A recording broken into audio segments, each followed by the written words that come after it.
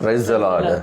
Happy Christmas. Merry Christmas. Merry Christmas. Happy Christmas. Happy happy Christmas. Merry Christmas. Merry merry Christmas. Happy Christmas. దేవునిచ్చే ప్రేమింపబడి ఆయన కౌగిట్లో భద్రపరచబడి ఈ నూతన ఉదయకాల సమయంలో ఆయన పరమ పవిత్రమైన పదముల యొద్దకు చేరిన ప్రియ స్నేహితులారా, మీకును మీ కుటుంబాలకును మేమును మా ఇంటి వారము హృదయపూర్వకంగా మనపూర్వకంగా శుభోదయపు శుభాకాంక్షలు, దీవెనలు, ఆశీర్వాదాలు తెలియచేస్తూ ఈ ఉదయకాల వర్తమానాలకు మేము మిమ్మలను ఆహ్వానిస్తూ ఉన్నాము.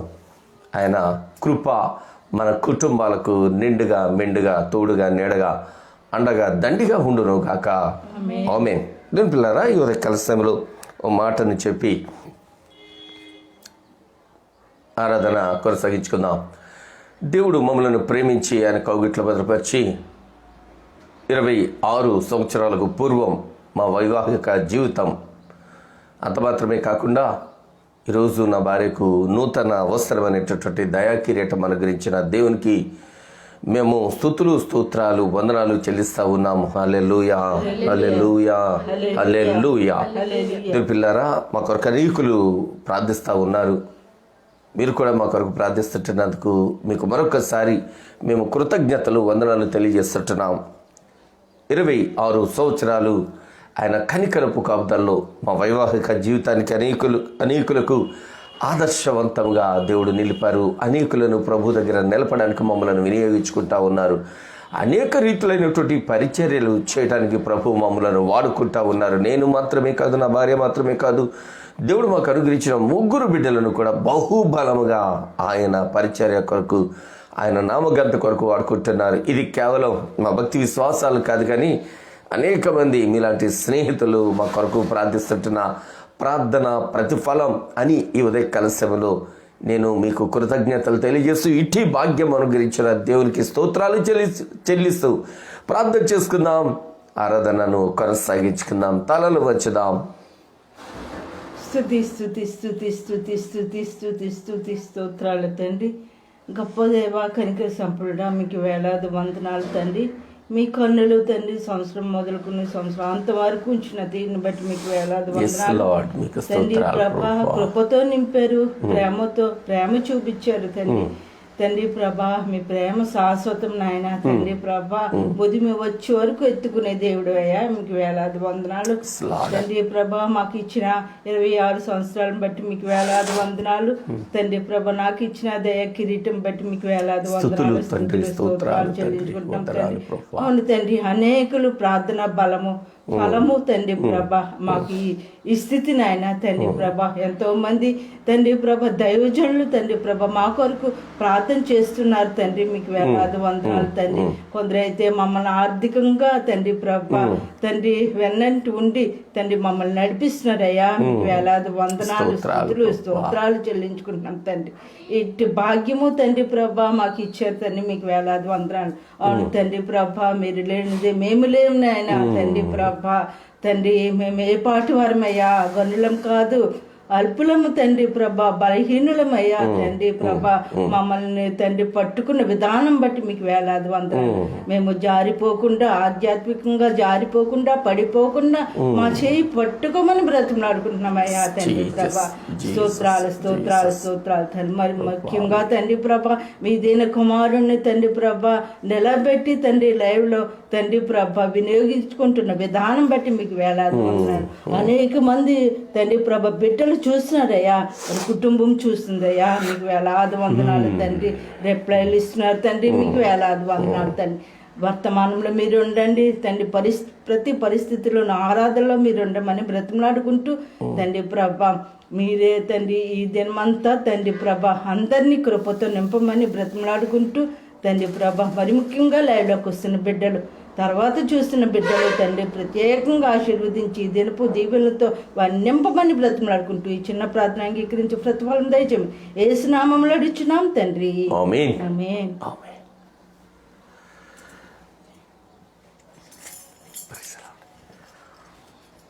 ఉదయకాల సమయంలో జీవస్వరాల పాటల పుస్తకం నుండి స్టీవెన్సన్ గారు రచించినటువంటి నీవిస్తేనే ఏమైనా మేము అనుభవించేది అనేటటువంటి అద్భుతమైనటువంటి సంకీర్తన పాడుకొని ప్రభుని స్తుతించుకొని వాక్య ధ్యానం కొరకు మనల్ని మనము ప్రభు దగ్గర సమర్పించుకుందాం. నీవిస్తేనే నీవిస్తేనే నీవిస్తేనే ఏదైనా మేమనుభవించేది, నీ చేతి నుండే అన్ని పొందేది. నీవిస్తేనే ఏదైనా మేమనుభవించేది, నీ చేతి నుండే అన్ని పొందేది. నీ ఆశీర్వాదమే ఐశ్వర్యమిచ్చేది, నీ ఆశీర్వాదమే ఐశ్వర్యమిచ్చేది. మాకు జీవం ఘనత తెచ్చేది, మాకు జీవం ఘనత తెచ్చేది. నీవిస్తేనే నీవిస్తేనే నీవిస్తేనే ఏదైనా మేమనుభవించేది, నీ చేతి నుండే అన్ని పొందేది. నీవు క్షమిస్తే గదా పాపం పరిహారమయ్యేది, నీవు క్షమిస్తే గదా పాపం పరిహారమయ్యేది. నీవు బలమిస్తే గదా శత్రువులపైన విజయం పొందేది, నీవు బలమిస్తే గదా శత్రువులపైన విజయం పొందేది. నీ ఆశీర్వాదమే ఐశ్వర్యమిచ్చేది, నీ ఆశీర్వాదమే ఐశ్వర్యమిచ్చేది. మాకు జీవం ఘనత తెచ్చేది, మాకు జీవం ఘనత తెచ్చేది. నీవిస్తేనే యేసు నీవిస్తేనే నీవిస్తేనే ఏదైనా మేమనుభవించేది, నీ చేతి నుండే అన్ని పొందేది. నీవు వరమిస్తే గదా సంఘం ఉపయోగం పొందేది, నీవు వరమిస్తే గదా సంఘం ఉపయోగం పొందేది. నీవు నడిపిస్తే గదా కాలు జారకుండా గమ్యం చేరేది, నీవు నడిపిస్తే గదా కాలు జారకుండా గమ్యం చేరేది. నీ ఆశీర్వాదమే ఐశ్వర్యమిచ్చేది, నీ ఆశీర్వాదమే ఐశ్వర్యమిచ్చేది. మాకు జీవం ఘనత తెచ్చేది, మాకు జీవం ఘనత తెచ్చేది. నీవిస్తేనే నీవిస్తేనే నీవిస్తేనే ఏదైనా మేమనుభవించేది, నీ చేతి నుండి అన్ని పొందేది. నీవు మేమనుభవించేది, నీ చేతి నుండి అన్ని పొందేది. నీ ఆశీర్వాదమే ఐశ్వర్యమిచ్చేది, నీ ఆశీర్వాదమే ఐశ్వర్యమిచ్చేది. మాకు జీవం ఘనత తెచ్చేది, మాకు జీవం ఘనత తెచ్చేది. హల్లెలూయా. దీని పిల్లరా, మరి గత మంగళవారం మనము ధ్యానించినటువంటి అంశం యూదుల రాజుగా పుట్టినవాడు ఎక్కడ, యూదుల రాజుగా పుట్టినవాడు ఎక్కడ. ఎస్, ఈరోజు మనము మన కుటుంబాలు క్షేమంగా ఆరోగ్యవంతంగా ఆశీర్వాదకరంగా ఉండేటకు గల కారకం ఆయన పుట్టుటే. ఈరోజు 2020 సంవత్సరాలకు పూర్వం ఆయన జన్మించి ఉండకపోతే మానవాళి మరో రీతిగా ఉండేదేమో, లేక మనుగడ లేకపోయేదేమో. కనికర సంపన్నుడు అయినటువంటి దేవుడు, కృప చూపే దేవుడు ఈ లోకానికి ఉద్భవించి ఆయన అత్యున్నతమైన ప్రేమను మనకు అనుగ్రహించి ప్రేమను పంచిపెట్టడం మాత్రమే కాదు, కానీ ప్రాణమునే మన కొరకు త్యాగం చేసి మృత్యుంజయుడైనటువంటి దేవాతి దేవుని ఆరాధించుటకు ఆయన పాదాల దగ్గరకు మనం చేరి ఈ దినము ఈ ప్రశ్నను మన ముందట పెట్టుకుందాం. యూదుల రాజుగా పుట్టిన యేసు క్రీస్తు ప్రభువారు ఎక్కడున్నారు అనేటి ప్రశ్న వేస్తే నీ జవాబేంటి? ఆ దినాలలో బెత్లెహేములో అన్నారు యేసయ్య పుట్టింది. ఈ దినాలలో మందిరాల్లో అంటూ ఉన్నారు చాలామంది. మరికొంతమంది ఇంటి మీద అంటూ ఉన్నారు, మరికొంతమంది ఇంటిలో అంటూ ఉన్నారు. నేనంటాను హృదయంలో పుట్టాలి అంటాను నేను. ప్రభుకు మహిమ కలుగును గాక. ఎక్కడున్నారు అంటే ఇక్కడున్నారు అని చెప్పాలి. ఈ పదం నేను ఎందుకు చెప్తుంటున్నాను అంటే, లవర్స్ మాట్లాడుకునేటప్పుడు ఇలాగ మాట్లాడుకుంటారు, నిన్ను నా గుండెల్లో పెట్టుకున్నా, నిన్ను నా మనసులో పెట్టుకున్నా. సో నేను అంటాను, మరి మనలను తన చేతుల్లో చెక్కుకొని మన కొరకు ప్రాణత్యాగం చేసిన దేవుణ్ణి మనం ఎక్కడుంచాము? ఆ దినాలలో జ్ఞానులైనటువంటి వారు బెత్లెహేము లేక ఆ యూదా దేశానికి వచ్చి యెరూషలేముకి వచ్చి యెరూషలేములో ఈ ప్రశ్నను సంధించినప్పుడు ఆ యూదా దేశపు రాజు అయినటువంటి హేరోదుకు అక్కడ ఉంటున్న ప్రజలలో కలవరం వచ్చింది. వారు వేసిన ప్రశ్న అట్లాంటిది. ఏమంటా ఉన్నారు? యూదుల రాజుగా పుట్టినవాడు ఎక్కడున్నాడు? మేము ఆయనను దర్శింపవచ్చాము అంటుంటే, ప్రవక్త అయినటువంటి యెషయా ఆయన ఎలా ఉంటాడో వర్ణిస్తూ, ఆయన ఆశ్చర్యకరుడు, ఆలోచనకర్త, బలవంతుడైన దేవుడు, నిత్యుడగు తండ్రి, సమాధానకర్తయగు అధిపతి అని ఇన్ని లక్షణాలు ఎవరిలో ఉంటే ఆయనే మీరు వెతికేటటువంటి యేసు అని మన ముందట పెట్టి ఉన్నారు. నిజంగా ఆయన ఆశ్చర్యకరుడు, ఆలోచనకర్తని గత మంగళవారపు వేకువన మనము ధ్యానం చేశాం. ఆయనకు మరో పేరు బలవంతుడైన దేవుడు.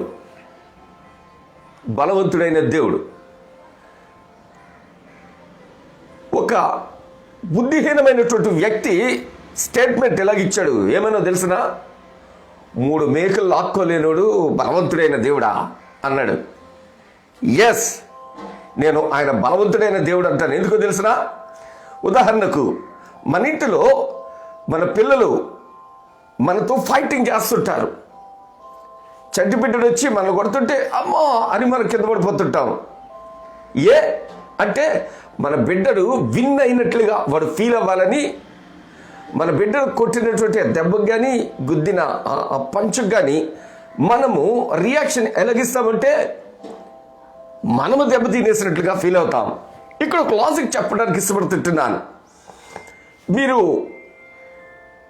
అనుకున్న సమయంలో మీ బిడ్డ కనుక ఏ కర్రతోనో దేంతోనో వచ్చి కొట్టాడు అనుకుందాం, చంటి బిడ్డడు వాడు కొట్టాడు అనుకుందాం, మీ రియాక్షన్ ఎలాగుంటుంది? నిజంగా నువ్వు కన్న తండ్రి అయితే ఆ దెబ్బను చూసుకోవు, నీ బిడ్డను ముద్దాడతావు, ఏ నాన్న అలా కొట్టకూడదురా అది ఇది అని గారాభంగా చెప్పుకుంటావు. సేమ్ టు సేమ్ ఆయన మనల్ని పిల్లలుగా భావించారు కనుక ఇక్కడ కొట్టి మేకలు వేస్తుంటే, బళ్ళంతో బొడుస్తుంటే, ఉమ్ము ఊస్తుంటే, గుద్దుతుంటే, నెట్టుతుంటే, తోస్తుంటే, దూషిస్తుంటే, ద్వేషిస్తుంటే, బంధిస్తుంటే, హింసిస్తుంటే, నా యేసుక్రీస్తు ప్రభువు వారు కూడా సిలువ మీద అదే డైలాగ్ వాడతారు. నానా వీళ్ళు తెలవక చేస్తుంటున్నారు, పిచ్చోళ్ళు వీళ్ళు, తెంగరోళ్ళు అంటాడు ఆయన. ఎంత ప్రేమ కలిగిన దేవుడు అండి ఆయన, ఎంత ప్రేమ కలిగిన దేవుడు. మనలను అమాయకులుగా భావించి అని అంటారు. వీరు ఏం చేస్తుంటున్నారు, వీరికి తెలవదు కనుక వీరికి క్షమించండి అంటారు. అంతటి శ్రమను ఓర్చుకోవడానికి ఎంతటి శక్తి కావాలి? అంత మాత్రమేనా? కానే కాదు.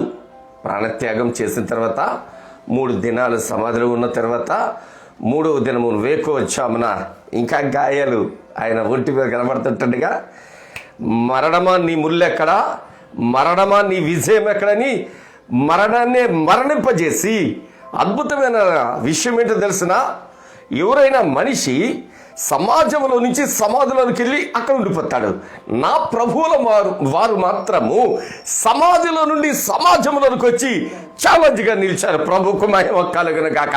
ఇది నా యేసుక్రీస్తు ప్రభువు వారి యొక్క అడ్రస్. ఇది ఆయన బలవంతుడైన దేవుడు అని చెప్పడానికి ఓపెన్ ఛాలెంజ్. ఎవడైనా సృష్టి ఆరంభం నుంచి నేటి వరకు చాలామంది రకరకాల వాటికి మొక్కుతుంటున్నారు కదా, వాటిలో ఎవడైనా నేను లేచాను అని చెప్పగలిగినటువంటి ధీరుడు ఉన్నాడా? నా ప్రభువుల వారు తప్ప. ప్రపంచానికి సవాలుగా నిలిచింది నేటికి నా ప్రభువుల వారి యొక్క సమాధి తెరవబడిన సమాధిగా. ప్రతి ఒక్కడ సమాధి మూతేయబడ్డది, కానీ నా ప్రభువుల వారి సమాధి మాత్రం తెరవబడిన సమాధిగా నిలిచిపోయింది. కాదా నా ప్రభువుల వారు బలవంతుడైన దేవుడు? మరణించే వరకు మరణాన్ని వచ్చుకున్నారు. మరణించిన తర్వాత మరణాన్ని ఓడించి మృత్యుంజయునిగా లేచి సమాజంలోనికి వచ్చి సమాజ మందిరంలోనూ అనేక చోట్ల అద్భుతాలు చేసి అనేక మంది చూస్తుంటే బాయ్ నేను మళ్ళీ వస్తానని చెప్పగలిగిన దేవుడు నా సజీవుడైనటువంటి యేసుక్రీస్తు ప్రభువు వారు, ఆయనకు మహిమ కలుగును గాక. ఈ ఉదయకాల సమయంలో దేవునికి అత్యంత ప్రియమైన వారులారా, బలవంతుడైన దేవుడు, నీచుడగు తండ్రి నా దేవుడు. ఎట్లా ఆయన మరణించి ఇప్పటికీ మృత్యుంజయుడై లేచి ఇప్పటికి అనేక వేల సంవత్సరాలు అయిపోతే ఉన్నాయి. మనం నేడు కూడా ఆయన జన్మదినాన్ని జ్ఞాపకం చేసుకుని నేడు రాసేటటువంటి డేట్ 17వ తేదీ డిసెంబర్ నెల 2020 అని రాస్తాం. 2020 సంవత్సరం రాస్తాం. నా ప్రభువుల వారు పుట్టినప్పటి నుంచి కాలము నిర్ణయింపబడ్డది, క్యాలెండర్ నిర్ణయింపబడ్డది. అట్టిగా నిర్ణయింపబడినటువంటి క్యాలెండర్ దగ్గరికి వచ్చినప్పుడు ఈ 2020 సంవత్సరం వరకు ప్రపంచం నలుమూలలా కూడా నా ప్రభువుల వారి నామము ప్రకటింపబడతా ఉంది.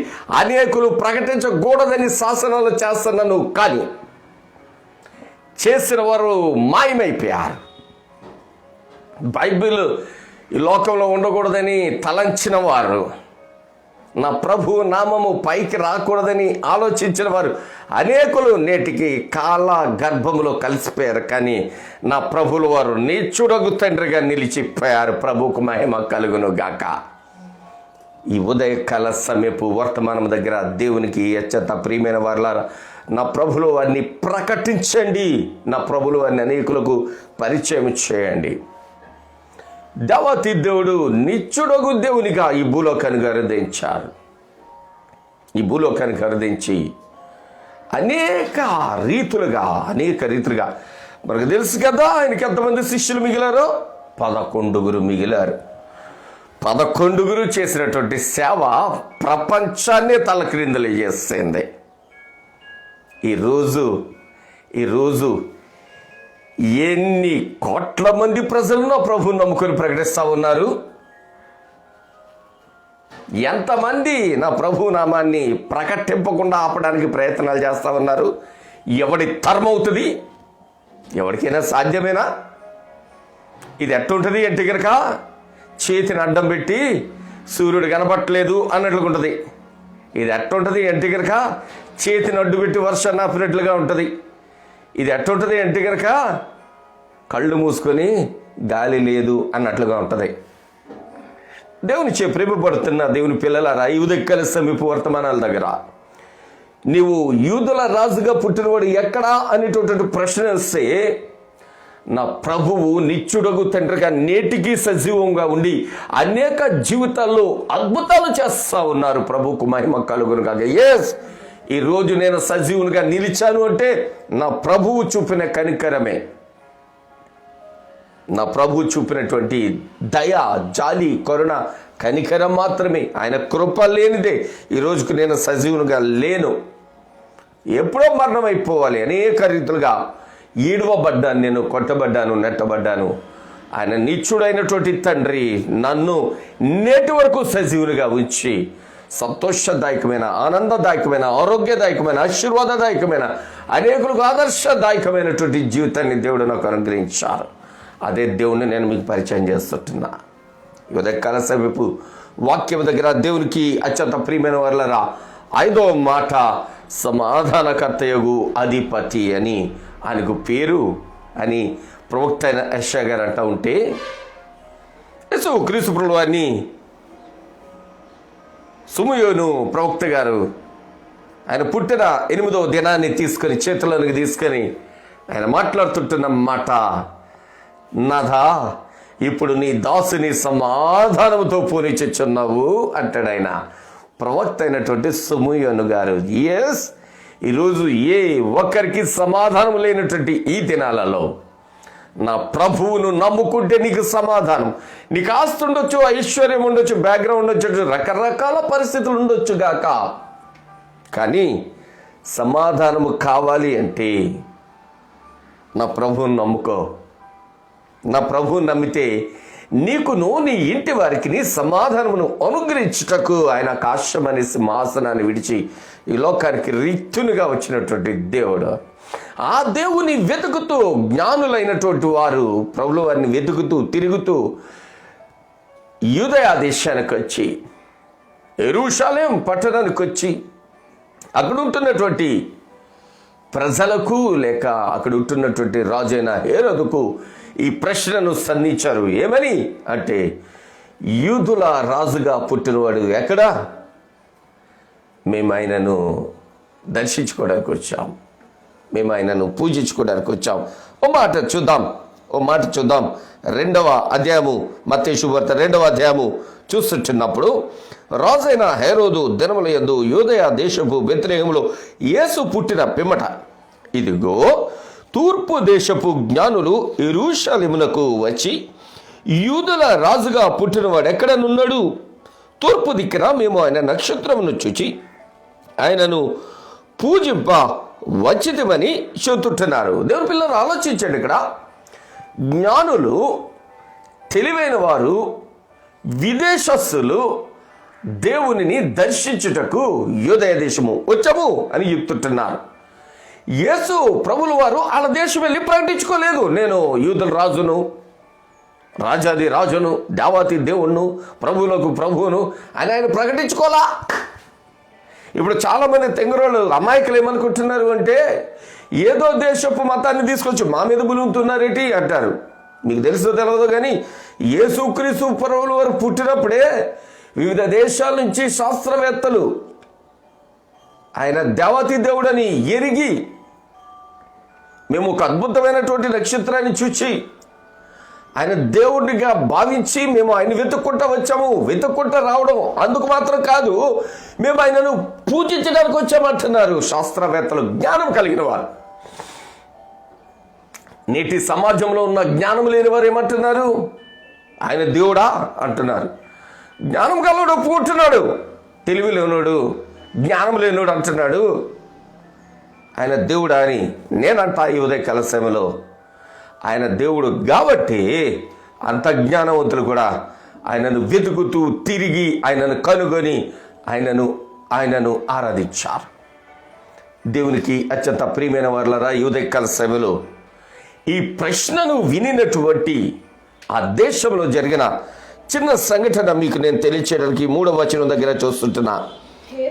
హేరోదు రాజు ఈ సంగతి విన్నప్పుడు అతడును అతనితో కూడా యెరూషలేము వారందరూ కలవరపడిరి. రాజుగారికి ఎందుకు కలవరం వచ్చింది?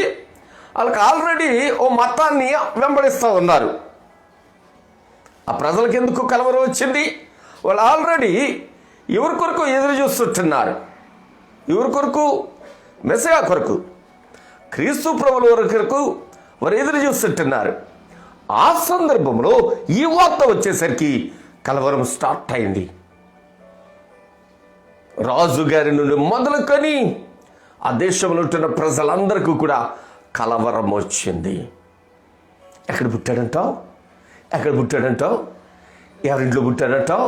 ఇట్లాంటి ఆలోచనలతో రాజుగారి ఇంట్లో కానీ పుట్టుంటాడేమో, ఎందుకంటే యూదుల రాజు అంటే రాజుగారింట్లోనే కదా పుట్టాలి అన్నట్లుగా వారి ఆలోచనలు పరిపరి విధాలుగా పరుగులెడతా ఉన్నాయి.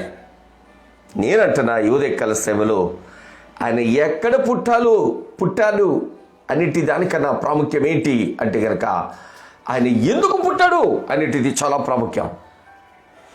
వారు వచ్చిన వారు యేసును వెతుకుతూ హేరోదు దగ్గరకు వచ్చి యెరూషలేములో ఈ ప్రకటన చేసినప్పుడు కలవరం వస్తే రాజుగారు ఏం చేస్తుంటున్నారు కాబట్టి రాజు ప్రధాన యాజకులను ప్రజలలో నుండి శాస్త్రులను అందరినీ సమకూర్చి ఏదో కొంతమందిని పిలవడం మాత్రం కాదు, అందరికి ఇన్విటేషన్ పంపిస్తారు రాజుగారు వెంటనే. ఏమని? అర్జెంట్ మీటింగ్ ఉంది, చాలా అర్జెంట్. జ్ఞానం కలిగిన ప్రతి ఒక్కరు రాజు సముఖం దగ్గర నిలవగలిగిన ప్రతి ఒక్కరు కూడా అదేనా ఆ మీటింగ్కు అటెండ్ అయ్యారు. ఆ మీటింగ్లో రాజుగారు కూడా ఒక ప్రశ్నను వారి ముందట ఇచ్చారు. ఏమని? క్రీస్తు ఎక్కడ పుడతారు? వాళ్ళు ఎవరో వచ్చి అంటున్నారు, యూదుల రాజుగా పుట్టినవాడు ఎక్కడున్నాడు, మేము పూజించడానికి వచ్చామంటున్నారు. ఎందుకని ఎక్కడ పుడతారు? నా సీట్కి ఏం ప్రాబ్లం రాదు కదా, నా పదవేం పోదు కదా, నేనేమి సింహాసనం దిగిపోయే పరిస్థితి రాదు కదా అన్నట్లుగా కలవరం వచ్చింది రాజుగారికి. వస్తాను అన్న మెస్సయ్య ఎక్కడికి వచ్చారు అని ఆ ప్రజలకు కంగారు వచ్చింది, కలవరం వచ్చింది. దేవునికి అత్యంత ప్రియమైన వర్లరా, ఈ ప్రజలు ఆ రాజు యేసు మాట వింటే కలవరపడుతుంటున్నారు. ఈరోజు యేసు అనే పదం ప్రపంచాన్ని కలవరం చేస్తూ ఉంటే క్రైస్తవులు మాత్రం యేసు అనే పదము దగ్గర యేసునే కన్నీరు పెట్టుకునేలాగా జీవిస్తూ ఉన్నారు. క్రిస్మస్ సంబరాలు చూస్తుంటున్నాం. కరోనాలో కూడా అనవసరమైనటువంటి యాగీలు, అనవసరమైనటువంటి పరిస్థితులు గుండా ప్రజలు నడుస్తూ ఉన్నారు. ప్రభువుకు మహిమొచ్చే ఆరాధన జరిగించట్లేదు కదా, దేవుని నామానికి అవమానకరమైన రీతిలో జీవిస్తూ ఉన్నారు. దేవునికి అత్యంత ప్రియమైన దేవుని పిల్లలారా, మీ అందరికీ నేను చేతులు జోడించి బ్రతిమలాడి విన్నవించుకుంటున్నా ఒకే మాట. ఈ కరోనా డేస్లో కరుణామయుడిని మరొకరికి పరిచయం చేయండి. ఎట్లా? ఆయన ప్రేమను ప్రకటించడం ద్వారా. ప్రేమను ప్రకటించడం అంటే ఐ లవ్ యూ అని చెప్పడం కాదు, నీకు కలిగిన దానిలో నుంచి, నీ సమృద్ధిలో నుంచి కొంతైనా తీసి దీనులను జ్ఞాపకం చేసుకునేటం ద్వారా. అట్లాగా ప్రభువును మరొకరికి పరిచయం చేయండి. అట్లాగా ప్రభు ప్రేమను మరొకరికి ప్రకటన చేయండి. అట్లాగా దేవుని నామానికి ఘనత వచ్చు రీతిగా మీరు ఈ ఉదయకాల సమయంలో దేవుని పాదాల దగ్గర ఉండండి. దేవుని పిల్లరా, ఈ ఉదయకాలపు వర్తమానం దగ్గర యూదుల రాజుగా పుట్టినవాడు ఎక్కడా అంటే జ్ఞానులు వెతుకుతా తిరుగుతూ ఉన్నారు. ప్రవక్త అయినటువంటి యెషయా ఆయన ఎలా ఉంటారో తెలియచేస్తూ ఉన్నారు. ఈరోజు నీవు నేను ఆయన ఎక్కడుండాలో నిర్ణయించుకోవాలి. ఈ రోజుకి కూడా బెత్లెహేములో సందడి, పశుల శాలలో సందడి కాదు. ఆ సందడి వద్దునే వద్దు, మందిరాల్లో సందడి వద్దునే వద్దు, ఇంట్లో సందడి వద్దునే వద్దు. నీ జీవితంలో ప్రభు పుట్టినటువంటి ఆ సంఘటన జరగాలి. బాప్తిజం తీసుకున్నాను చాలు అనుకుంటున్నావా? కానే కాదు. బల తీసుకుంటున్నాను చాలు అనుకుంటున్నావా? కానే కాదు. బైబిల్ చదువుతుంటున్నాను చాలు అనుకుంటున్నావా? కానే కాదు. ప్రార్థిస్తున్నాను చాలు అనుకుంటున్నావేమో, కానే కాదు. కానుకిస్తుంటున్నాను చాలు అనుకుంటున్నావు, కానే కాదు. ఏం చేయాలి అంటే ప్రభువుకు ప్రాధాన్యత ఇవ్వాలి. ఆయన చెప్పినట్లుగా జీవించాలి, ఆయన చెప్పినట్లుగా నడవాలి, ఆయన వాక్యానుసారంగా బ్రతకాలి. ఎప్పుడైతే అట్లాగే జీవించడానికి తీర్మానం చేసుకుంటావో, ఎప్పుడైతే నీవు ప్రభువుకు పరిపూర్ణంగా సమర్పించుకొని ఆయన చిత్తాన్ని జరిగించడానికి నీవు నిర్ణయం తీసుకుంటావో, అది నిజమైనటువంటి క్రిస్మస్ ఆనందం నీ జీవితానికి, నీ కుటుంబానికి వచ్చింది. అప్పుడు నీ కుటుంబం ప్రభువుతో పరిచయం ఉంటుంది. ప్రభుతో పరిచయం ఉంటుంది. మాటను చెప్పి నేను ముగిస్తా, ఇది మీకు అర్థమవడానికి చెప్తుంటున్నా. చూడండి, మన ఊళ్ళో సినీ నటులు జన్మదినానికి ఫ్లెక్సీలు కడతా ఉంటారు. వీడెవడో ఆయనకి తెలవదు. కనీసం వీడు చేస్తే ఆయన కనీసం కన్నీటి బొట్టు కూడా రాల్చడు. వీడు మాత్రం ఫ్లెక్సీ కట్టి అవసరమైతే అప్పు సప్పు చేసేసి బాంబులు పీల్చి బైకులకు సైలెన్సర్లు పీకేసి డాబ్ డాబ్ అనుకుంటూ తిరుగుతూ రకరకాల హంగామా చేస్తుంటారు. అక్కడ గుర్తురాడు, అక్కడ అసలు వీడు తెలవదు, పరిచయం ఉండదు. ఎక్కడికెక్కడే బిల్డప్ ఇస్తారు. సేమ్ టు సేమ్ నేను యువత కలిసంలో ఇదే అంటా ఉన్నాను. నువ్వు ఇక్కడ ఎంత హంగు ఆర్భాటం చేసినా, విందులు వినోదాలు చేసినా ఆయనకు నీకు పరిచయం ఉండదు. ఆయనతో నీకు పరిచయం లేకుండా నువ్వెంత చేసినా కానీ ఉపయోగం ఉండదు. పబ్లిసిటీ పీక్గా ఉంటుంది, మ్యాటర్ వీక్గా ఉంటుంది. నువ్వు గొప్పగా చేశాను సెలబ్రేషన్, క్రిస్మస్ సెలబ్రేషన్ అనుకోవడానికే పనికి వస్తుంది తప్పించి నిజముగా క్రీస్తును ఆరాధించిన దాఖలాలు నీ ముందట కనపడం. జ్ఞానము కలిగిన వారు ప్రభువును వెతుక్కుంటా తిరుగుతుంటున్నారు. ప్రభువా, నీవు దొరికే వరకు వెనకడుగేసే ప్రసక్తి లేదు అన్నట్లుగా. నీవు జ్ఞానవంతునివైతే, జ్ఞానం కలిగిన దానివైతే ప్రభువును వెతుకు, కనుగో, కలుసుకో, ఆరాధించు, ప్రార్థించు, పూజించు. ఆయన మెచ్చు అనిగా చక్కని భక్తి కలిగిన దానిగా జీవించు. అట్టి కృప పరిశుద్ధాత్మ దేవుడి ఉదయకాల సేవలో మనకు మన కుటుంబాలకు అనుగ్రహించు రీతిలో అట్టి అయినటువంటి చక్కని భక్తి కలిగినటువంటి జీవితం మనము కలిగిన వారంగా జీవించుటకే పరిశుద్ధాత్మ దేవుడు మనకు హృదయాల్లో గొప్ప కార్యం చేయే రీతిగా తల్ల వచ్చుదాం, ప్రార్థన చేసుకుందాం. ప్రభు చిత్తానికి మనల్ని మనం సమర్పించుకుందాం. మిక్కిలి ప్రేమ కలిగిన మా ప్రియ పరలోకపు కన్న తండ్రి, మీకు వందనాలు, స్తుతులు, స్తోత్రాలు ఉన్నాయినా. మిమ్మలను కనుగొనిటే, మిమ్మలను కలుసుకొనిటే, మీతో కలిసి ఆనందించుటే నిజమైన క్రిస్మస్ అని మీరెట్ట ఉంటారో ఈ ఉదయకాల సేవలో మాకు ప్రవక్త అయినటువంటి యెషయా గారి ద్వారా మీరు సవివరముగా వివరించినందుకు వందనాలు. మీ జన్మము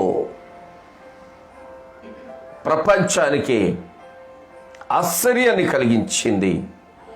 మీ మరణము ఈ ప్రపంచాన్ని రెండుగా చూపించింది. ప్రభువా, ఇట్టి ప్రేమను మేము కోల్పోకుండా, ఇట్టి ప్రేమకు మేము దూరం కాకుండా మమ్మల్ని మీ కృపా కౌగిట్లో భద్రపరచమని, మీతో పరిచయం కలిగిన వారంగా, మిమ్మల్ని కలిగిన వారంగా మేము జీవించే భాగ్యం మాకు అనుగ్రహించమని ఈ ఉదయకాల సమయంలో ప్రార్థిస్తూ ప్రాధేయపడుతూ, దైవమా మీకు వందనాలు, స్తోత్రాలు, స్తుతులు చెల్లిస్తూ మీ చల్లని ముఖ కాంతి మా మీదను మా కుటుంబం మీదను ఉంచినందుకు వందనాలు తండ్రి. అట్లాగనే మాకు సన్నిహితులకు, స్నేహితులకు, ఆప్తులకు, రక్త సంబంధికులకు, తోబుట్టువులకు, అయిన వారందరికీ ఆత్మీయులకు, ఆత్మీయ దావిజాలకు మీరు ఇచ్చిన క్షమాభివృద్ధిని బట్టి వందనాలు, స్తుతులు, స్తోత్రాలు యేసయ్యా. నైనా ఈ ఉదయకాల సమయపు ఆరాధనలో మీరు తోడై ఉన్నారు. మీకు స్తుతులు చెల్లిస్తూ ప్రభువా, బలహీనులను బలపరచమని, రోగులను స్వస్థపరచమని, ఆర్థిక సమస్యలో ఉంటున్నటువంటి బిడ్డలను ఆదరించి ఆదుకొని హక్కుని చేర్చుకొని ఆశీర్వదించమని మీ పాదాల దగ్గర ప్రార్థిస్తుంటున్నాము తండ్రి.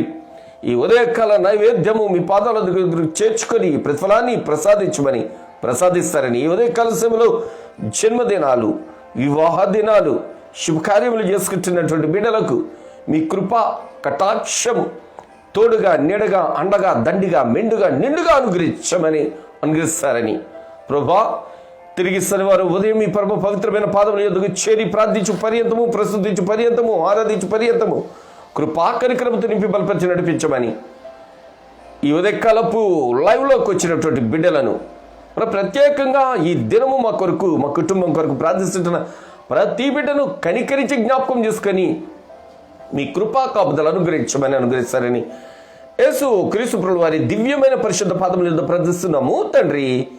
ఆమేన్. మన పరమ తండ్రి అయిన దేవుని ప్రేమ, ప్రభువును రక్షకుడు యేసు క్రీస్తు వారి కృప, పరిశుద్ధాత్మ దేవుని యొక్క నిత్యన్యూన్య సహవాసం, కాపుదల, భద్రత, సంరక్షణ వాక్య ధ్యానంలో ఏకీవించిన బిడ్డలకును, ఏకీవించబోతుంటున్న బిడ్డలకును